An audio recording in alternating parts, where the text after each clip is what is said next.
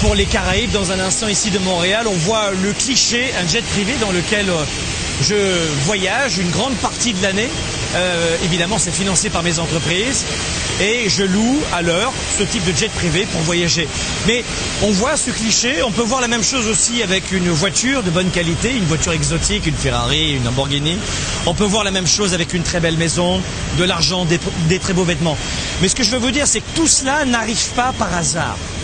Vous devez comprendre que les gens qui sont des enfants de millionnaires, les gens qui sont des enfants de milliardaires sont peu nombreux sur la planète.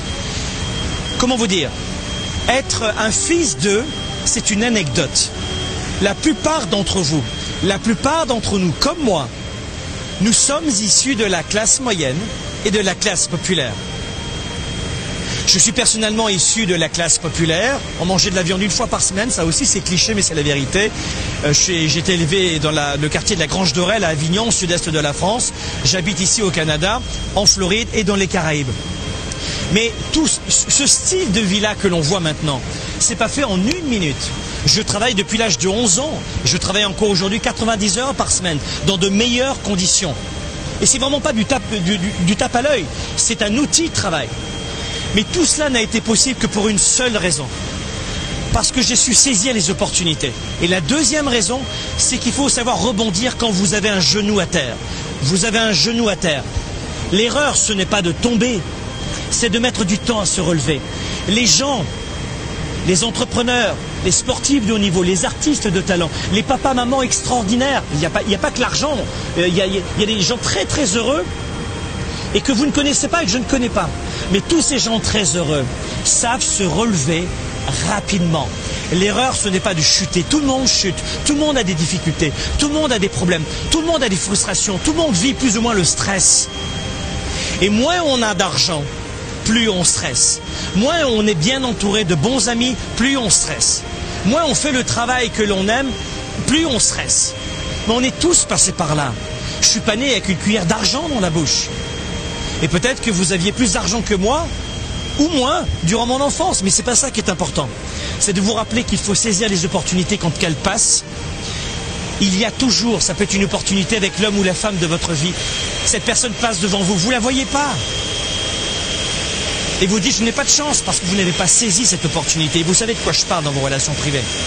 La même chose pour la santé. Peut-être que vous pouviez avoir une très bonne santé en faisant une marche rapide tous les jours, une course à pied. Mais vous ne le faites pas. L'opportunité, elle était là. On vit tous quasiment, la plupart d'entre nous, dans des pays riches. Le Canada, l'Europe, les États-Unis. Ce sont des pays riches. En Europe, il y a l'assurance santé gratuite. Le Canada aussi. On est quand même privilégiés. Alors, contrairement à certains pays d'Afrique ou d'Asie, où, vous savez, je vous rappelle que le salaire par jour et par personne est de 2,50 $ quand même. 2,50 $ US par jour et par personne, c'est le salaire moyen de la plupart des gens. Et après, les gens vont me dire, je ne peux pas créer d'entreprise, je ne peux pas choisir ma vie parce que je n'ai pas le temps, je n'ai pas d'argent, je n'ai pas les moyens, je n'ai pas les relations, je n'ai pas les connaissances. Mais vous savez très bien que ce sont des excuses qui, à l'âge de 70, 80 ans, une fois que tout sera terminé, ne seront que des remords indélébiles. Il vaut mieux se planter et accepter d'être rejeté des autres parce que vous êtes différent. Accepter de réussir parce que finalement vous l'avez mérité, vous avez travaillé fort et vous serez rejeté.